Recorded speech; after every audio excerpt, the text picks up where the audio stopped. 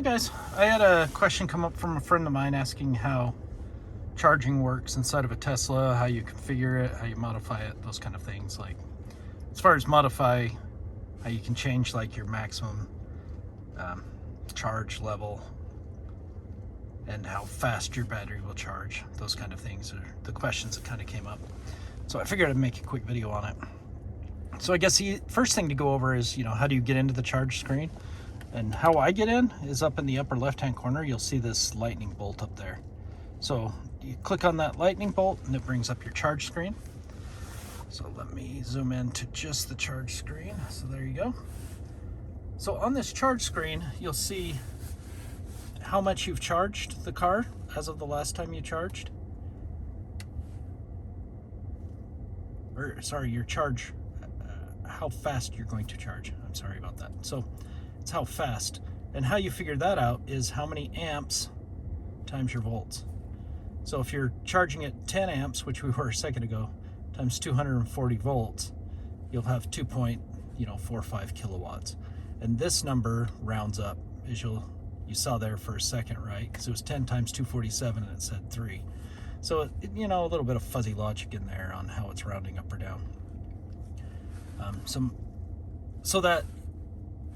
So this is how fast you're going to charge. That's how much you have charged. This is your charging rate. The first number is going to be how much you are charging over how much you can charge. So on some of the new Teslas, Model 3, Y, some of the new S's and X's, you can go up to 48 amps. My car's a 2014 and it has dual inverters, which was an option at that time. So you could go up to 80 amps, which is 40 amps over each of those inverters. And then it's multiplied by your volts. So, if I went all the way up to 80 amps, it'd be 80 amps times 246 volts. And you'll notice as you get closer to that maximum amperage that your volts will actually go down a little bit because you're just drawing a lot of power through those wires. And I don't know if it's when the wires warm up that the amount of volts that it can carry goes down, or if it's just, because it's fluid dynamics type stuff, right? The more electrons going over those copper wires, it affects how much it can come through. The resistance goes up.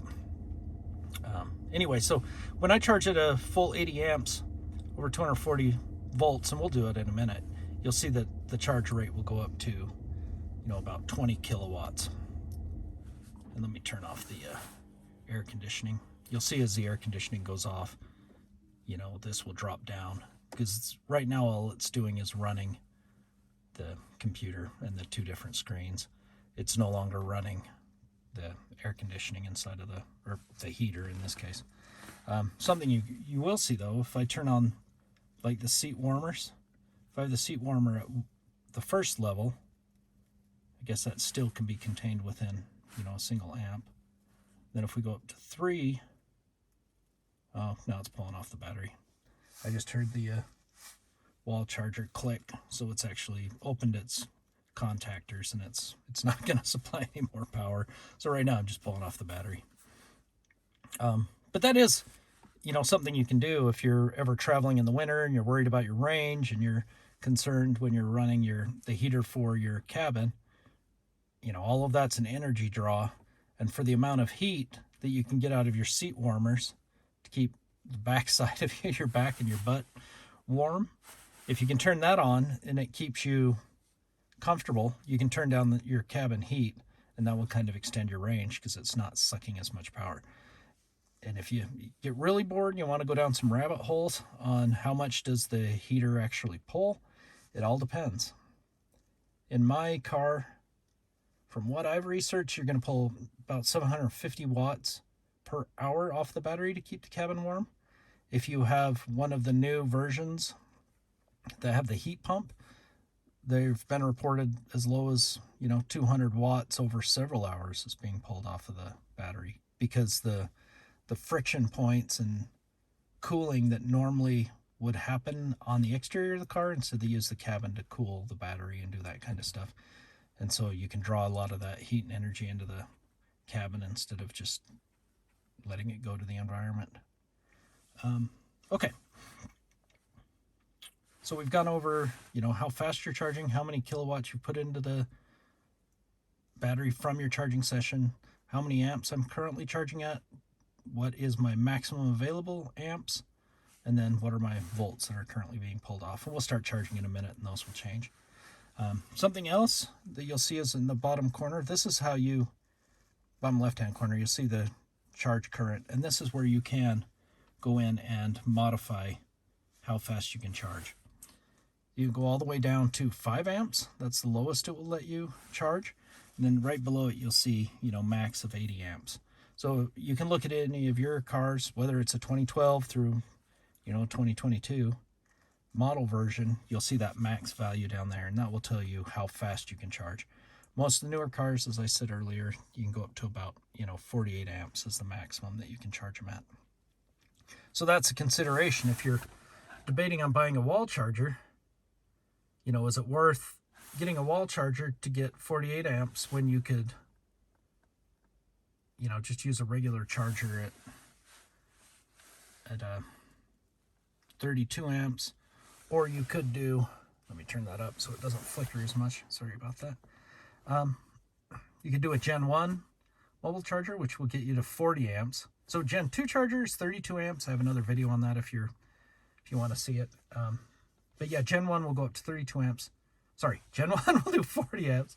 Gen 2 will do 32 amps. And then the wall chargers for new cars will go up to 48 amps. The Gen 1 and Gen 2 of the wall chargers will go up to 80 amps. So make sure if you're buying a wall charger that the amount of power the wall charger can provide is greater than or equal to your maximum charge amount on your screen. Because if you buy a Gen 3 wall charger and have a car like mine, you can only charge up to 48 amps instead of, the total 80 amps. And we can turn this up so it goes up to that 80 amp level. It's interesting, once you hit 80 amps, it takes the max off. So, that is what it is. So once you turn down, go down to 72. And somebody might ask, what do I charge at?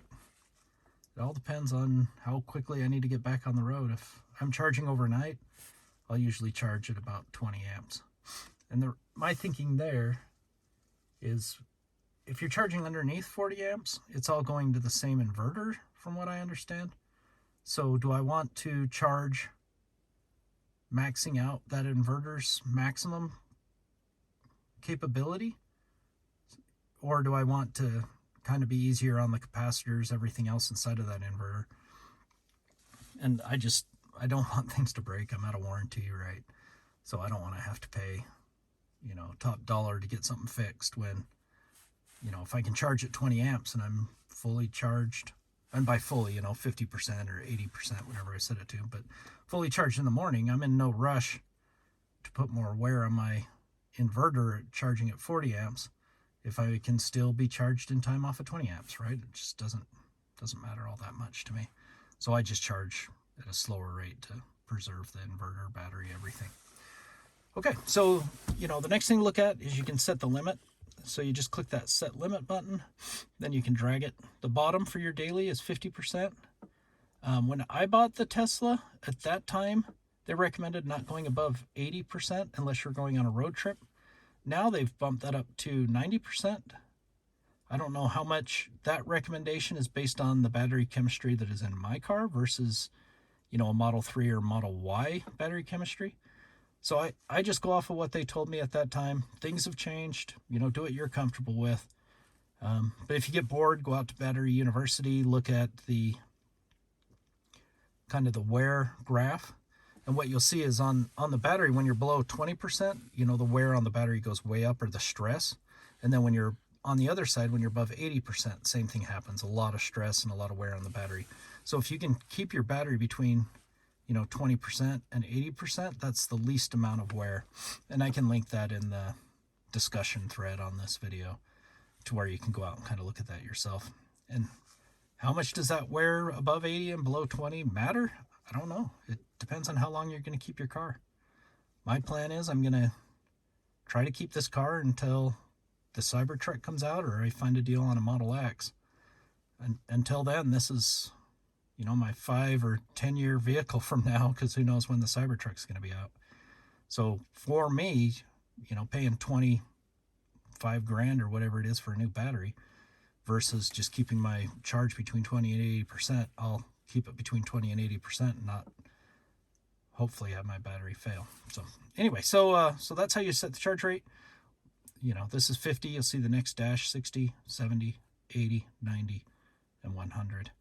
So I keep mine around 50% when I'm not going anywhere. You can go, people always ask, is it bad to be at 100%? Everything that I understand is anything from 90 to 100. You don't want to live in that area, right? You can charge up to 100% and then, leave for your trip. If you're going to leave for your trip in an hour, is it okay to be on 100%? I don't think it matters all that much.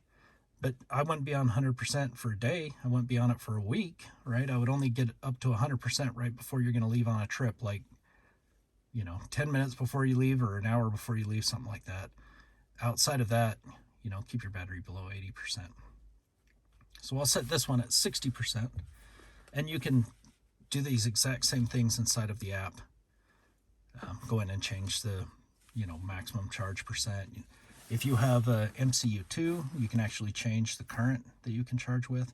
With mine, it's an MCU1, so you can't. You have to physically be in the vehicle to change that maximum charge current. So anyway, so we set it up to 60%. Over here is the unlock. If I was wanting to unlock the car so I can leave, you just click on that. You'll open up the lock on your charge and then on your charger, and then you can connect it, inside of your garage or wherever you're connecting it. You can also push the button, as everybody can see, on top of the charger, and that does the same thing. And if you're pushing that button, some people say, well, what's going to stop somebody from walking up, pushing the button, and unplugging your car? Well, you have to have, the key in your pocket for that to work. If you don't have the key in your pocket, it's not going to open. So you're kind of protected there. I was looking for a charger. You can also, if you're using a public charger, one of those J1772s, and you have a 3D printer, you can print off these charging locks. And the charging locks work fairly well, and they just sit on top of the J1772, and they keep somebody from unplugging you. But that was kind of a tangent there. But anyway, so we have it. So now I have it set at 20 amps. And then to start charging, you just click on the start charging button in the upper right-hand corner. See it switches to starting to charge. And then you'll see that the amps will start ticking up, and then you'll see your charge rate will start changing. So we'll give this a second. Okay, so now you've seen that it's gone, from 0 out of 80 amps. Now it's up to 16 out of 80. It's going to tell you it's 3 hours and 10 minutes. And then as the amperage goes up, you'll see this time will drop because it's estimating it based on the current charge rate.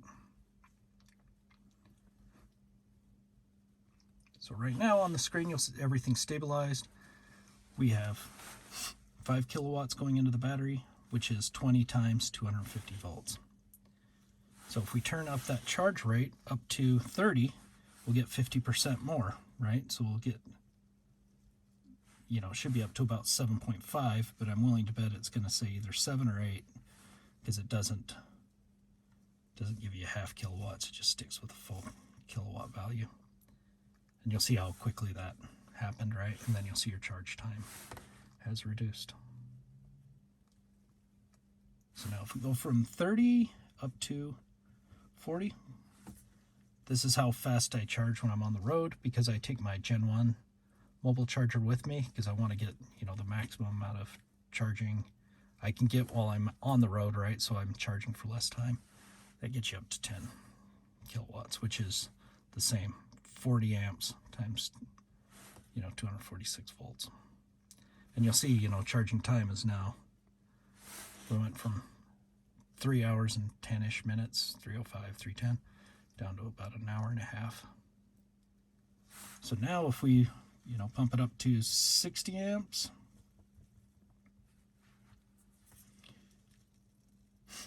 and it's hanging here at 30. We'll give it a second. And it does, I don't know why it does that, but there's certain charge levels it will hit, and then it will pause there. I'm guessing the inverter is doing something to make sure that it's safe to go forward. You know, and the math staying consistent, right? So we went from 20 to 40, well, 20 to 30 to 40. Now we're up to 60. So for every 20 amps, we're adding another 5 kilowatts.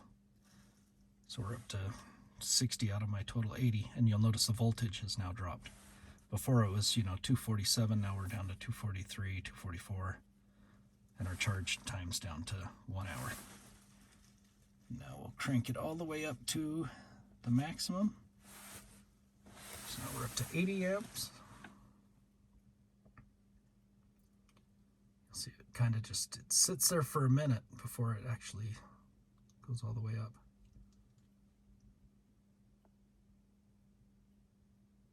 Just giving it a second to stabilize. So now we're at 243 volts. So we've, 242, 243. So we've lost, 5 volts or so. And then we have our 80 out of 80 amps. We've pushed in 1 kilowatt so far. 19 kilowatts are going in. If this volts, you'll see the volts will tick up, then it will pop over to 20 kilowatts. And we're down to, 45 minutes versus that initial 3 hours. So it charges it a lot faster, but I'm going to go inside and work for a couple of more hours. So it doesn't, for me, it doesn't really matter, right? I have 3 hours to charge, so I'm just not going to push my inverters that hard because I want them to last as long as I can. Okay, so I'm going to turn this, well, I'll leave it at 80. So the other item you can do, with your charging, I've shown you how you can change the max charge level. You can go in and change your max current. Something else that you can do that they added later on is you can go in and choose to do, a scheduled start. So you can go in and set it. This car will charge during off-peak hours and preconditioned by. So you just set what time you want to leave, and the car will be charged to your max charge level, and the cabin will be preheated, and the battery will be warmed up and ready to go by 8:45. You can also go into the settings and you can choose, do I want this preconditioning to happen all week or just on the weekdays? Or do we just not even want to have preconditioning at all? And for me, it's winter, so I have preconditioning. Anytime I ever turn on scheduled charging, I have it set to precondition because I want the cabin to be warm. I want the battery to be ready to go. And then the other item, you can, what your off-peak charging, if you want that to happen. And if you do you want it all week or just on the weekdays? And then you can actually choose what time you want that off-peak charging to complete at. So if you have peak pricing, the peak pricing starts at 8 a.m. You can go in and set this, to be done at 8 a.m. or you can set it to be done at 7:45. And that way you can kind of game the utilities pricing. If they have after hours pricing that's cheaper, then you can go in and, set your off-peak hours. And the interesting thing is this is the end time, as you notice. It doesn't have like a window that you have on a Powerwall or on your solar. This is just saying, what time do you want to be done by? Which most of the time, even if you're charging at your slowest speed, you're going to be done charging in 8 hours. So it will start charging at 11:45 at night, be done at 7:45 in the morning, which is, probably good enough for what you need because, you're hardly ever charging from 0 all the way up. Most of the time you're charging from 60 to 80 or you're charging from 40 to 80. You're just not fully charging your car. And that's one of the concerns everybody has is, it's going to take me 8 hours to charge my car. Well, yeah, if you run it all the way down and charge it all the way back up. But in my 4 years of ownership, I've never done that. It's always been charging up 10 or 20%. Or if I'm on a road trip, then I'll charge up 40 or 50. But as far as when I'm at home, it's 10 or 20%. Even when I drive to work and it takes 10% to get there, typically I charge up another 10% while I'm there. Then I drive home on the company's dime. Then I charge back up on that 10% so I'm ready for the next day. And that's usually, 50 down to 40, back up to 50, back down to 40, back up to 50. And that's what I do. So that's your, your peak charging. If you only have the peak charging on weekdays, you can set it there, or all week. So if you're, your car's just a commuter car, then you would set those two things to only happen during the weekday, and then go back, and then you set what time you want that to be done for. So if you got to be to work at 8, maybe 6:45 is when you need to have the car ready for. Then you hit set, it switches over to scheduled, and then you'll notice on that screen, charging stopped. And so while we were charging, as soon as we set that depart by on it, or the scheduled on it, it stops charging immediately. And then, you'll see that you're going to be ready to go. It's 6:45 in the morning. So trying to think if there's anything else on the screen. I think the main things are, your max charge level, because I had a Ford Fusion Energy before my Tesla, and that thing, you just plug it in, it charges all the way up, you unplug it and you drive. And you didn't get to set, what amperage you wanted it to charge at. You didn't get to set what percent. It was just either it was charging or it wasn't charging. And if you go and join any of the Tesla groups, you'll find people who, they don't own a Tesla, so they'll make comments like that of, why do you have a Tesla plugged in? All the time, which is Tesla's recommendation, just to always have it plugged in. But people think, if you have it plugged in, then you're going to be charged to 100%. You're going to damage the battery because it's just going to keep hitting that 100% charge level. That's just not how Teslas work. Teslas are all about, preserving that battery life and letting you be in control of, how high you're going to charge and how fast you're going to charge. So for me, I'm going to, set it back on 50%. I'm going to turn off the scheduled. So you just, deselect it so it's no longer blue. And then the car will start charging again. And you can go into the app and tell it to charge or to stop charging or anything else like that if you don't want it to be charging while it's sitting there. I don't know if you can hear it, but like the cooling motor, well, no, not the cooling motor, but the water pumps or the battery cooling motors just kind of came on, so you can hear them moving, fluid around. All right, let me know if there's any questions, or if there's any of the other screens you guys would like me to dive deeper into. I'm happy to do it.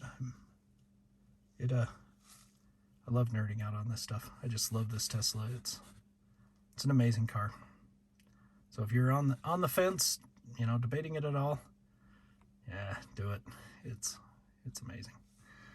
So anyway, if you feel inclined, go ahead and like, subscribe, those kind of things. Make a comment if you feel like it. I hate even saying the subscribe because that's what everybody's pushing for, but I don't think I'm ever going to monetize this channel. I just don't think it's going to be possible, but because there's so many Tesla channels out there. But if somehow it happened, that'd be kind of cool too. So anyway, thanks so much for watching, and we'll see you on the next one.